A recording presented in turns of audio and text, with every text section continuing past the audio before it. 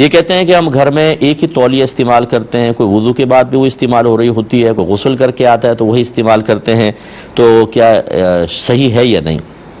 देखें, शरई एतबार से तो इसमें कोई हर्ज नहीं है, क्योंकि अगर आप वुज़ू करते हैं तो बहरहाल उसमें वुज़ू का पानी तो लगता है, लेकिन जब उसको लटका देते हैं तो वो सूख भी जाती है। और फ़र्ज़ कर ले ना सूखे करके आया और आपने उसी को यूज़ किया तो मुस्तामल पानी आपको लगेगा, और ये नापाक नहीं होता पाक ही है, अगरचे इसमें ये मकरूह तंज़ीही होता है कि ये मुस्तामल पानी आपके चेहरे या कपड़ों पर गिरे या लगे।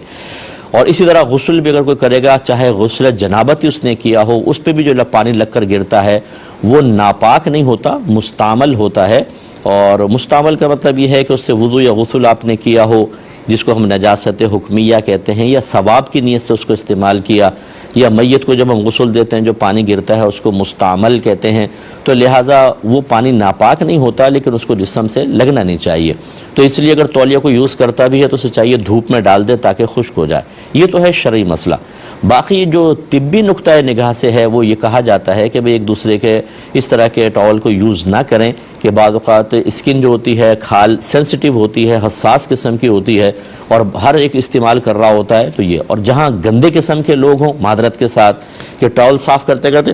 नाक भी उससे पहुँच दी, अब दूसरा बेचारा मुंह साफ़ करेगा तो फिर आप सोच सकते हैं कि ये कुदरती मेकअप जो उसके मुंह पे लगेगा वो क्या होगा। तो ये अगर इस किस्म के गलीज़ किस्म के कोई लोग हों तो फिर मेरी गुजारिश है कि अपनी अपनी तौलिया रखें। और जो नज़ाफ़त वाले होते हैं, मैंने देखा है कि वो अपना एक रुमाल तौलिया वाला या अपनी तौलिया अलग रखते हैं। वो कहते हैं भाई मैं वो लेके जाते हैं और वापस ला के रख देते हैं, और मना करते हैं कि मेरी तौलिया इस्तेमाल ना की जाए। लेकिन बहरहाल मैंने आपको बता दिया कि अगर घर वाले सब एक ही तौलिया यूज़ करते हैं तो शरन ये नाजायज़ नहीं है, तिब्बी नुक्ता निगाह से या नज़ाफ़त के एतबार से ख्याल कर लिया जाए।